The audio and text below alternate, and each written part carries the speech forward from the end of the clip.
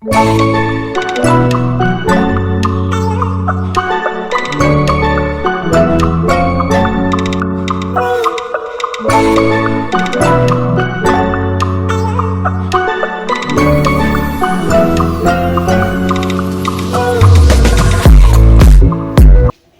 Everyone, welcome back to my channel Jhuma De. আবার চলে আসলাম new আরেকটা ব্লগ নিয়ে। এই যে ব্লগটা দেখছো, এটা হলো রবিবার দিন। তো আমাদের এখানে চালকুমড়ো ঝাঁকা ছিল, ভাই ঝাঁকাটা ভেঙে একদম জ্বালিয়ে দিয়েছে, কারণ জঙ্গল হয়ে আছিল, সাপের অনেক বাসা করে। তারপর আমি গিয়েছিলাম জেঠিমণিদের বাড়িতে। তো জেঠিমণিদের বাড়িতে মানে আমাদের যে সামনাসামনি ঘরটা দেখেছো, আসামিস ঘরটা, ওদের নিম গাছ আছে। তো ঠালগুলো জেঠিমণিদের বাড়ি থেকে সামনে হয়ে আছে। তাই আমি ভাবলাম যে একটা ঠাল নিয়ে যাই, একটু মুখে লাগাবো। গরমে নিম পাতা লাগানো অনেক ভালো, ঘামাচির জন্য, গুটোগাটির জন্য। তাই নিম পাতা তোমরা সবসময় ইউজ করতে পারো, নিম পাতার কোনো সাইড এফেক্ট নেই, সবসময় ইউজ করতে পারো। তো যাই হোক, তো আমি নিম পাতা এনেছি, যে আমি ভেবেছিলাম যে মুখে লাগাবো, কিন্তু এখন আর বেটে মুখে লাগানোর সময় নেই, কাজ আছে অনেক, কারণ দিদি আসেনি আজ কাজে। তো এই যে নিম পাতাগুলো দেখেছো, এখন আমি নিম পাতার ঠালগুলো থেকে বের করে নিয়েছি। এই নিম পাতাগুলো আমি রোদে ভালো করে শুকিয়ে নিব, কারণ তোমরা আরেকদিনও দেখেছো, আমি ব্লগে শেয়ার করেছিলাম আমি মেহেন্দি লাগিয়েছিলাম। তো মেহেন্দি পাতা কয়েকটা ছিল, ফ্রিজে রেখে দিয়েছিলাম। তারপর ফ্রিজে তো বেশি দিন রাখা যাবে না, পাতাগুলো পিছলো হয়ে যাবে। তাই আমি ভাবলাম যে মেহেন্দি পাতাগুলো একটু রোদে শুকিয়ে নেই। তো ওই মেহেন্দি পাতাগুলো আমি দুদিন ধরে রোদে দিচ্ছি, সুন্দর শুকিয়েছে। তো এখন আমি নিম পাতাও শুকাবো, তাই নিম পাতা নিয়ে আসলাম। তো আমি মেহেন্দি, নিম পাতা এগুলো দিয়ে কী করবো তোমাদের সাথে সবকিছু শেয়ার করব। তোমরা আমার চ্যানেলে থাকো, কেউ কিন্তু স্কিপ করো না, স্কিপ করলে বুঝতে পারবে না। আমি তোমাদের সাথে অনেক কিছু শেয়ার করব, skin care, body care, hair care, যেহেতু আমি শেয়ার করে যাচ্ছি তোমাদের সাথে। এই যে দেখো, অনেকখানি শুকিয়ে গেছে, তবু মাঝে মাঝে কয়েকটা কিন্তু পাতা আছে, কাঁচা কাঁচা দেখতে পাচ্ছ তোমরা। তো আমি আগে থেকে দেখাতে ভুলে গেছিলাম, তো ভিডিও করা হয়নি, তাই দেখাতে পারিনি। তো এখন আমি রৌদ্র যেহেতু ছিল, রবিবার দিন অনেক রৌদ্র উঠেছে, তাই মাঝে আবার ভাই এবার কাজগুলো করছিল, মা আবার বাইরে দিয়ে করছিল, আমি রান্নাঘরের কাজগুলো করছিলাম। তো দিদি যেহেতু আসেনি, তো দুজনে মিলে করতে হচ্ছে। তারপর ভাই বলছে যে শরবত খাবে, মাও বলছিল গলা শুকিয়ে গেছে, কারণ অনেক গরম দিয়েছিল। তাই আমি শরবত করছি, এখন শরবত দিয়ে দিব সবাইকে। তারপর কাজকর্ম তো আছে, যেহেতু আমি দুটো ব্লগ তোমাদের সাথে একসাথে শেয়ার করেছি, কিন্তু আমি রবিবার দিনে বেশি ব্লগ করা হয়নি বলে আমি দুটো ব্লগ একসাথে শেয়ার করেছি। আর যেহেতু সোমবার তো তোমরা জানোই, বলে এবং জল ঢালা সোমবারে, তো ওগুলোই তোমাদের সাথে অল্প স্বল্প সোমবারের ব্লগটা তো শেয়ার করেছি। তো এই যে দেখো, এই যে প্রসাদ দেখছো, এটা হলো আমাদের পাশের বাড়িতে কিছু পূজা করেছিল। তো ওরা যখনই কিছু পূজা করে প্রসাদ দিয়ে যায়, আমরাও যখন কিছু পূজা করি তাদেরকে প্রসাদ দেয়। কিন্তু অনেক সময় তাদেরকে পাই না, কারণ তারা ঘরেই থাকে না, অনেক সময় ওদের গেট লাগানো থাকে। তো যাই হোক, প্রসাদ দিয়ে গেছে বলে আমি একটু প্রসাদ নমস্কার দিয়ে খেয়ে নিয়েছিলাম। তো রবিবারের ব্লগটা ওখানে সমাপ্ত হলো। তো আজ হলো সোমবার, তো সোমবার আমি সকাল থেকে মানে উপোস ছিলাম, কিছু খাইনি কিন্তু। তো শরীরটাও ভালো লাগছিল না। তো দিদিও তাড়াতাড়ি আসেনি আজ, তো মা যেটুকু কাজ ছিল ওগুলো করছিল। তো আমি বসে আছি, তারপর মাকে বললাম ঘরটা তুমি মুছে দাও, কারণ আমার আর ইচ্ছে করছে না। তো মা ঘরটাও ক্লিন করে ভালো করে মুছে দিয়েছে। তারপর আমি স্নান করতে চলে গেছি, স্নান করে এসে ঠাকুর সেবা দিয়ে আমি একটু জল ঢেলে নিয়েছি। তো আজ আমি তিল জল ঢেলেছি, কিন্তু তিল জল ফুল ঢেলেছি, আর চন্দন দিয়েছি। বেলপাতা, তুলসী পাতা নয়, দুবা, এগুলো আর দেওয়া হয়নি, কারণ এগুলো আমি আনতেও বলিনি। আর আমার চেকড়াচেকড়ি করতে আনতে কিছুই মানে বলতে ইচ্ছে করছিল না। তো আমি যা ছিল মানে তিল জলও দেওয়া যায়, একজন পণ্ডিত আমাকে বলেছিল। তো জলের সাথে আমি তিল, চন্দন এগুলো মিশিয়ে তারপর জল ঢেলেছি, তারপর ফুল দিয়ে দিয়েছি। তারপর দেখো, একটু ফ্যানের নিচে বসে আছি, তো চুলগুলো ভিজা ছিল, ভাবলাম যে বসে বসে একটু ভিডিওটা করে নিই, চুলগুলো শুকিয়ে নিই। তো তাই বসে থাকতে থাকতে ফ্যানের নিচে, তারপর দিদি এসে গেছে কাজের জন্য। তো দিদি আরেক বাড়িতেও কাজ করে, তো আজ ওদের বাড়িতে প্রথমে গিয়েছে, তাই দেরি হয়েছে, আমাদের বাড়িতে এখন এসেছে। তো দিদি এসে গেছে, তারপর মাও চা করে নিয়েছে, রুটি চা করেছে, তারপর দিদিকেও দিয়েছে আর আমাকেও দিয়েছে। আমি যেহেতু ঠাকুর পূজা দেওয়া হয়ে গেছে, জল ঢালা হয়ে গেছে, তো চা রুটি খেয়েছি। তারপর মা আবার কাজগুলো করে স্নান করতে চলে গেছে। তো আমি ভাবলাম যে মা আসতে একটু দেরি হবে, আর আমারও খিদা পেয়েছে। তো আমার রুটি খেতে পছন্দ করি না, তবুও আজ রুটি খেয়েছি। তাই আমি ভাতটা বসিয়ে দিয়েছি, তো ডালটা ভাজা করব। তো এদিকে আবার বুট অল্প কয়েকটা আমি ভিজিয়েছিলাম রাত্রে, তো এই বুটগুলো আছে, দেখা যাক, বুটগুলো কাঁচা খাই না, কিছু রান্না করেই খাই। তারপর মুখ পয়সা তো অল্প একটু ছিল কিন্তু। তারপর আমি ডালটা ভাজা করছি, আর ভাতটাও প্রায় হয়ে গেছে। তো আমার না এক ফোঁটাও ইচ্ছে করছে না যে রান্না বাড়া করি, শরীরটা জানি কেমন জানি লাগছিল। তাই মাকে তাড়াহুড়ো করে বললাম যে মা, তাড়াতাড়ি তুমি ঘরে চলে আসো, তুমি রান্নাটা করে নাও, আমার ইচ্ছে করছে না। মা বলছে ঠিক আছে, আমি আসবো, আমি রান্না করব। চুলগুলো খোলা রেখেছি, কারণ ভিতরে চুলগুলো ভিজা আছে, কারণ আজ সোমবার, জল ঢেলেছে দেখেছই। তো কালের ব্লগটা আজকের ব্লগটা মিলে আমি ব্লগটা তোমাদের সাথে শেয়ার করছি। তোমরা তো জানোই, কাল হলো 14 শ্রাবণ, কালই বড়মার জন্মদিন। তো আমাদের ঘরে কীর্তন পালন করবে, মানে জন্মদিন পালন করবে। তো সবাই মিলেই করছে, কিন্তু আমাদের বাড়িতে মানে একটু খোলামেলা দেখেছে, জায়গা দেখেছে, আর আমাদের ঘরেও জায়গা দেখেছিল। প্রথমে বলা হয়েছিল ঘরে করবে, কিন্তু এখন মানুষ বোঝা যাচ্ছে যে অনেক মানুষ হবে, তাই উঠান সব কিছু ক্লিন করে দিয়েছে। তোমরা দেখেছো আমাদের যে মৌচাকটা আছে ওটাও ক্লিন করেছে। আর তার মাঝে আমাদের খড়িগাড়ু আসতে একটু প্রবলেম হয়, কারণ এগুলো মৌচাক থাকলে ওদের কামড় দিলে তো প্রবলেম হবেই, আর তার মাঝে মানুষজন আসবে। তো যাই হোক, তো ভাই, বাবা, আমার ছোটো ভাই সবাই মিলে ক্লিন করে নিয়েছে। তো কাল আবার দিদি আসেনি, তো মা আমি যেটুকু পারি ঘরে কাজকর্মগুলো সেরে ধরে নিয়েছে। আমি রান্নাঘরে করেছি, মা কারখানা ঘরে বাইরে এগুলো যেগুলো আছে টুকটাক এগুলো করে দিয়েছিল। তো আজ দিদি এসেছে, কিন্তু গোবর আমার জেঠিমুনি আবার অর্ধেক গোবর দিয়ে গেছে উঠানটা লেপার জন্য। আবার মা গিয়ে আজ সকালে গিয়ে আনেছে, কিন্তু সকাল থেকে আজ দিনটা একদম মেঘলা করে আছে। তো বৃষ্টি পড়েছে অল্প অল্প, তেমনভাবে পড়েনি কিন্তু। কিন্তু এখন যদি উঠানটা আজ লেপে তো রাত্রে হয়তো তোমার বৃষ্টি আসতে পারে, তো লেপা তো মুছে যাবে। তাই মা বলেছে কাল সকালবেলায় আসতে, সকালবেলায় একটু ভালো করে শুকনো করে মুছে দিলে যদি রৌদ্র উঠে দেবে তো শুকিয়ে যাবে। আর রৌদ্র না থাকলে, দিনটা মেঘলা থাকলে আর কি করা যাবে, তাই না?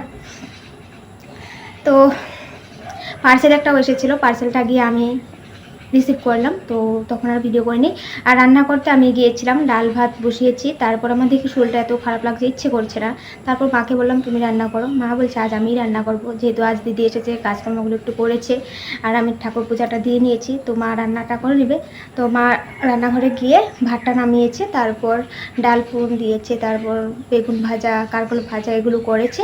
তো এখন ভাত খেয়ে নিলাম, ভাত খেয়ে এসে এখানে বসলাম যে তোমাদের সাথে একটু কথা বলি আর আবার পার্সেলটাও আনবক্সিং করি। কাল যেহেতু বড় মার জন্মদিন 14ই শ্রাবণ, তো আমাদের ঘরে করছে। তোমাদের যাদের ইচ্ছে আছে আসতে পারো, কিন্তু বেশি কিছু বড় আয়োজন করছে না, ছোটো মোড়ে করছে। আমাদের বাড়িতে করছে সবাই মিলে, আমরা কিন্তু একা করছি না। আর এসব দায়িত্ব মানে সব আমার মেজো জেঠিমণি, তোমরা আমার মেজো জেঠিমণিকে দেখেছই। মেজো জেঠিমণির ঘরে প্রথমে কীর্তনটা শুরু করেছে। তো মেজো জেঠিমণির ঘরে করতে বাড়িতে, কারণ জায়গা কম, তো মানুষ হলে জায়গা তো লাগবে না, তাই আমাদের বাড়িতে করেছে। আর সব দায়িত্ব জেঠিমণি নিচ্ছে, জেঠিমণি সব করবে, বাজার মানে যেগুলো সবজি, ফল বাজার, আর ভোগের জন্য কি বানাবে সব আমাদের ঘরে বানানো হবে, কিন্তু বাজার আয়োজন সব আমার জেঠিমণি করবে। হিসাবপত্র সব জেঠিমণির কাছে আছে, সবাই জেঠিমণির হাতে টাকা দিয়ে যাচ্ছে। এখন হয়তো বাজারে গিয়েছেও, বলতে পারি না, বলেছিল যাবে বাজারে, তো গিয়েছে হয়তো। এখন আরেকজন জেঠিমণি আছে, তাকে নিয়ে গিয়েছে, তা আসবে হয়তো। তোমাদেরকে অল্প স্বল্প যেটুকু পারি আজ আমি শেয়ার করব, আর কালকে যেটুকু পারি তোমাদের সাথে শেয়ার করব, আমি যদি সুস্থ থাকি। তো যাই হোক, শরীরটা একদমই খারাপ লাগছে। আর এখন আনবক্সিংটা তোমাদের সাথে শেয়ার করি, দেখতে থাকো।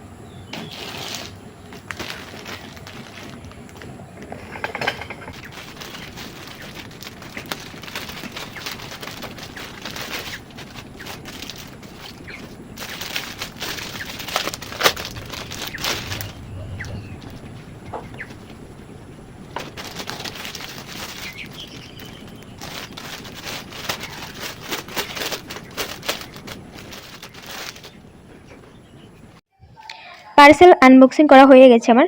তো দেখো, বাইরে বললাম না যে লেপানো হয়নি, আজ গোবরগুলো এখানে রাখা হয়েছে। আমার মেজো জেঠিমণি গোবর দিয়ে গেছে, আবার মা গিয়ে আনলো, তো দিদিকে দিয়ে লেপানো হয়নি, কিন্তু বৃষ্টি পড়েছিল গুঁড়ো গুঁড়ো, তাই রাত্রেও হতে পারে, মানে ওটা ভেবে আর লেপানো হয়নি। আর তোমরা তো দেখেছো আমাদের এলোভেরা গাছটা, ওই এলোভেরা গাছটা কিন্তু আমরা কিনে এনেছি, অনেক ভালো এলোভেরা। আর অনেক আগেও চারা হয়েছিল, চারাগুলো অনেক চেষ্টা করি যত্ন সহকারে হওয়ার জন্য, কিন্তু চারাগুলো না মরে যায়। আমি উঠাতেই পারছি না কোনো মতে চারাগুলো, মানে নতুন একটা চারা মানে উঠাতে পারছিলাম না। তারপর উঠাতে মানে তাজা করতে পারছিলাম না। তারপর ওটাতে আবার কয়েকটা চারা হয়েছিল, দেখিয়েছিলাম। তো ওই চারাগুলো এখানে সুন্দর করে লাগিয়ে দিয়েছি, যেহেতু বাড়ি পরিষ্কার হয়েছে, তো অনেক যত্ন সহকারে আমি চারাগুলো যত্ন সহকারে উঠাতে চাই। আর এই যে দেখো মেহেন্দি গাছটা এখানে লাগিয়েছি। তো আমি এলোভেরা গাছ থেকে এলোভেরা ঠাল সবাইকে দিই, কিন্তু এলোভেরার চারাটা আমি কাউকে দিতে চাই না। কারণ অনেক সময় আমি শুনেছি যে এলোভেরা চারা যদি মানে এলোভেরাই নয়, মানে কিছু চারা যদি, ভালো জিনিসের চারা যদি কাউকে দাও বা কিছু, তো তোমার চারাটা হয়তো কিছু হতে পারে, তার চারাটা হয়তো তাজা হয়ে যেতে পারে। তাই কেউ যদি এলোভেরা ঠাল চায়, আমি এলোভেরা ঠাল দেই তাদেরকে ইউজ করার জন্য, লাগানোর জন্য আমি নিজেই দিই, কিন্তু আমি চারাটা দিতে চাই না সবাইকে, কারণ আমার অনেক ভয় করে। কারণ আমি এলোভেরা গাছটাকে অনেক অনেক যত্ন সহকারে রাখি। আমি কোনো দিনও নোংরা শরীরে আমি এলোভেরা গাছটা ধরি না। দরকারও যদি পড়ে আমি ভাইকে বলে ভেঙে দে, বা কেউ যদি চায় আমি ভেঙে না, অনেক সময় ভাইকে বলে ভেঙে দিতে। কারণ অ্যালোভেরা গাছটা কিন্তু অনেক যত্ন সহকারে রাখতে হয়। নোংরা শরীরে ধরা একদমই খারাপ। অ্যালোভেরা হতে পারে অ্যালোভেরা, কিন্তু অ্যালোভেরা অনেক মানে এটাকে যত্ন সহকারে আমাদের তুলসী গাছের মতো রাখতে হয়। তুলসী গাছটা আবার পুজো করা হয়, অ্যালোভেরা গাছটাকে পুজো করা হয় না। কিন্তু অ্যালোভেরা গাছের অনেক কিছু গুণ আছে যেগুলো, তার জন্য আমি চারা দিতে চাই না, অ্যালোভেরা চাইলে সবাইকে দিই আমি। তারপর আর যেহেতু বাড়িটা সাফা হয়েছে, ভালো লাগছে দেখতে। তো এই দেখো আনারসটা অনেকটাই বড় হয়েছে। আর আমাদের না একটা কামরাঙ্গা গাছ বাবা এনে লাগিয়েছে। তো ওই কামরাঙ্গা গাছটা তো না কামরাঙ্গা হয়েছে। তো ফুল ফুটেছে যখন বাবা বলেছিল, কিন্তু আমার খেয়াল নেই দেখানোর জন্য। আর দেখাবো কি, জঙ্গল যখন হয়ে থাকে আমার অনেক ভয় করে। তো এই দেখো কামরাঙ্গাটা হয়েছে একদম ছোট। তো গাছটা বড় হলে ঠিকমতো হবে। এগুলো নার্সারি গাছ তো, তাই ছোট গাছেতে হয়ে গেছে। তারপর আরেকটা পার্সেল আসলো, তো পার্সেলটা গিয়ে আমি আনতে চলে গেলাম। তো পার্সেলটা এখন নেওয়াটা দেখাচ্ছি, কারণ এই যে বস্তাটা যে দেখেছো, এত বড় বস্তাটা কিন্তু দিয়েছে। কারণ হলো কি জানো, পার্সেল আমারই ছিল, আর কারোর ছিল না। তো বস্তা ভরে কিন্তু এনেছিল। তারপর ছেলেটা বলছিল যে বস্তাটুই লয়ে যাওয়া নাকি, বাচ্চাটা আমার নিয়ে নিয়ে আসতে বলছিল। মানে ও কোথায় ফেলে দেবে, কারণ বাইক নিয়ে এসেছে, বস্তাটা আর কি করে আর নিবে, এমনিতে নিয়ে ফেলেই দিবে। তাই বস্তাটা দিয়ে দিয়েছে। আচ্ছা ভালো হয়েছে, আমি আর হেসে দিয়েছি যে বস্তাটা লয়ে যাম না, বলছে লয়ে যাওয়া। তারপর বস্তাটা লগে নিয়ে এসেছে। তো পার্সেলটা ভাই আনবক্সিং করছে, কি এসেছে তোমরা নিজেই দেখে নাও, আমি তোমাদেরকে বলছি না, কারণ বললে তো তোমরা দেখবেই না। তো অনেক সুন্দর একটা জিনিস এনেছি, নিউ স্টাইলের।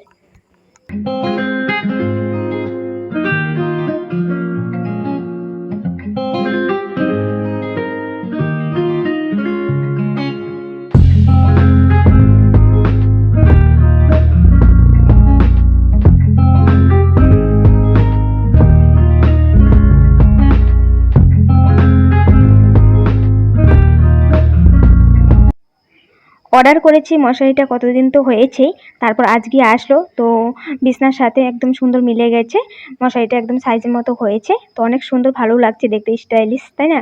তারপর জেঠিমুনি আসলো বাজার থেকে, আমার বান্ধবী মাও সাথে গিয়েছিল।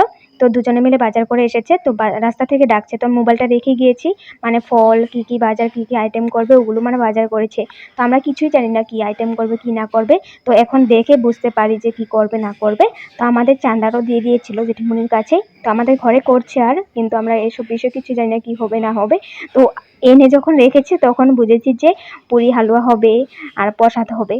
তো ওটাই আর জানতে পারলাম। তো যাই হোক, মা আবার বাসনপত্র কতগুলো বের করে নিয়েছে, কারণ আমাদের ঘরে অনেক বাসনপত্র আছে কারখানা ঘরে। তো আমাদের ঠাকুরের বাসনপত্র এগুলো সব তো নিরামিষ, কারণ আমাদের কারখানা ঘরে কাজকর্ম তো নিরামিষভাবে হয়, তাই।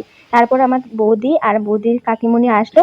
তো দুজনে এসেছে এই বাসনপত্র ক্লিন করার জন্য। ঠাকুরের যেগুলো ছোট ছোট বাসন ছিল ওগুলো মা আগের দিনে ক্লিন করে নিয়েছিল। যেগুলো বড় যে কয়েকটা দেখলে এখন ক্লিন করা হয়েছে, ওগুলো বৌদিমণি আর হলো আমার বৌদির কাকিমণি। তারপর আমিও টুকটাক হেল্প করে দিয়েছি।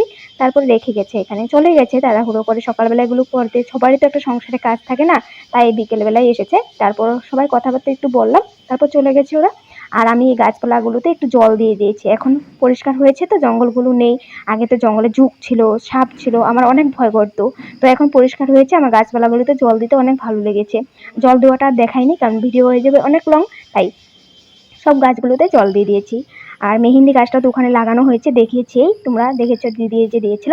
আর এই যে গয়া গাছটা দেখছো, তো আমার না অনেক মন পড়ছিল গয়া খাইতে। তা আগে তো অনেক খেতাম যখন আমাদের বড় বড় গয়া হতো। তো হঠাৎ কি হয়েছে, গয়াগুলো একটু খারাপ হয়ে গেছে, সব ঝরে পড়ে যায়। মানে কি জানো, মানুষ মানে বাচ্চারাই আর বড়রাও অনেকে নিত, না জানি পিছন থেকে গাছ থেকে, মানুষে বলে গাছ থেকে যদি কোনো ফল চুরি করা হয়, ওই গাছের ফলটাও ভালো হয় না। আর যেমন মানে একটা গাছ যদি চারা কাউকে দাও, তোমার গাছটা হয়তো মরে যেতে পারে, ওদের গাছটা ভালো থাকতে পারে, এরকম শুনেছি। আর তো যাই হোক, তারপর গয়া এনেছি, আনার পর দেখি এই গাছটার যে নতুন গাছটা তো হয়েছে, ওটা তো পোকা হয়েছে, একই রকম হয়েছে, খারাপ হয়ে গেছে গয়া গাছগুলো। তো গয়াগুলো একদম ভালো হয় না। যেই টেস্টি গয়া ছিল, মানে কি বলবো, আগে যারা ব্লগগুলো দেখেছো বা দেখবে, পাবে ওই ব্লগগুলোতে, এত টেস্টি গয়া ছিল, এত খেতাম। তো যাই হোক, তারপর সন্ধ্যা হয়ে গেছে, অল্প কথাবার্তা বলে সবার সাথে তারপর চা করতে চলে গেলাম, সবাইকে চা দিয়ে ব্লগটা এখানেই সমাপ্ত করলাম। আশা করছি তোমাদের ব্লগটা ভালো লেগেছে। নেক্সট